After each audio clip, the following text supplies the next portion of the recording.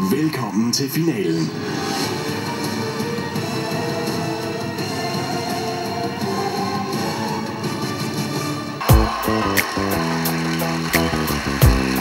Jeg har glædet mig ustyrligt meget til denne aften her i mange uger. For i aften, der finder vi vinderen af Danmarks største talenter.